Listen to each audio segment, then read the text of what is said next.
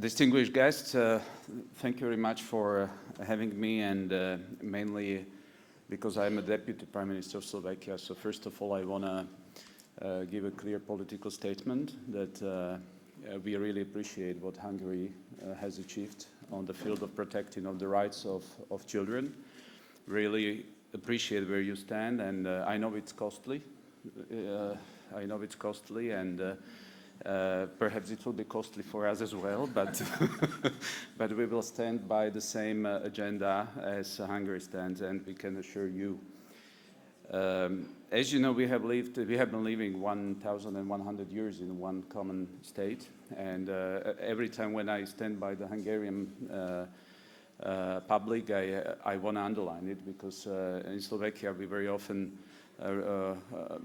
memorize that we lived 75 years with the Czechs, but with Hungarians we lived 1,100 years, and this is something what is impressive, and I think that we have a very common ground on which we can build our relationship in the future. So the second point, what is important really, that every politics has its name and its concrete figures. So Madam Minister Judith Varga is one of the examples that we really cherish.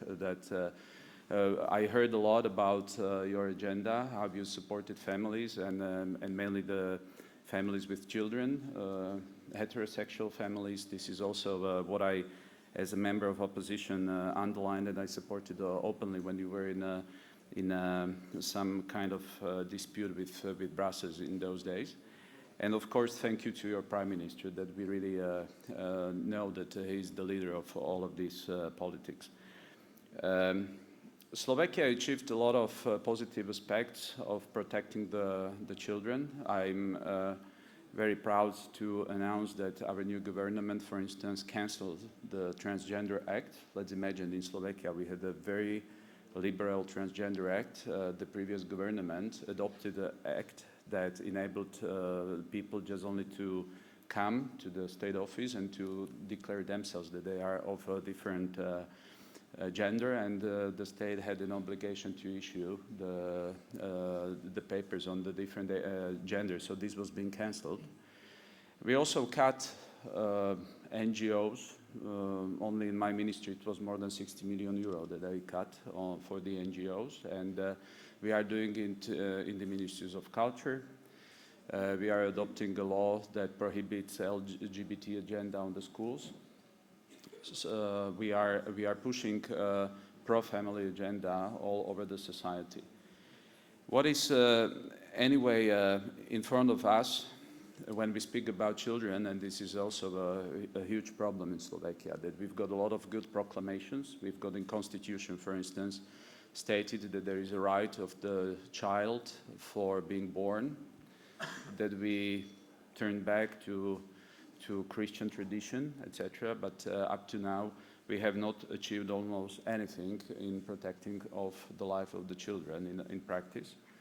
And it's always in front of us. I openly say that in this field we have to bring some results, because that's true that only so many rights the children have, how many rights the elder people give them.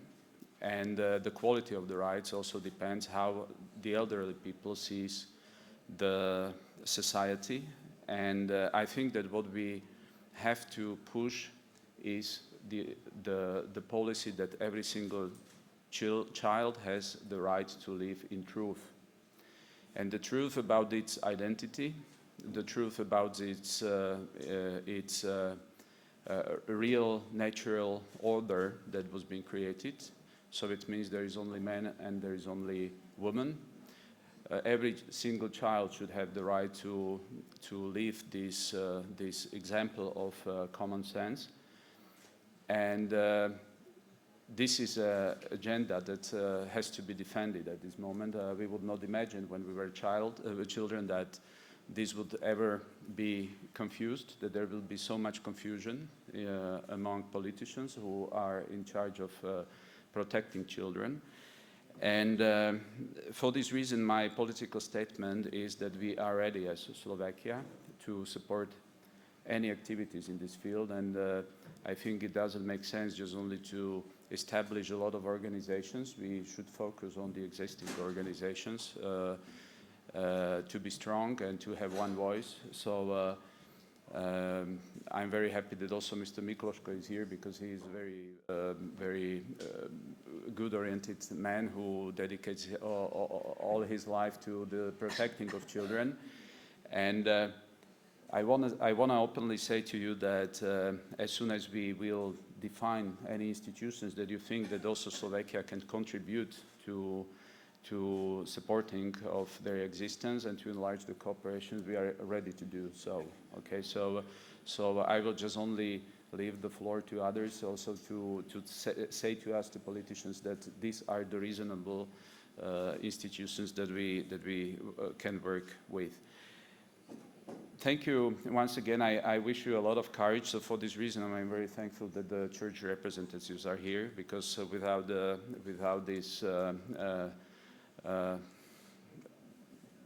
support that is of a spiritual nature, it's very hard to defend this battle.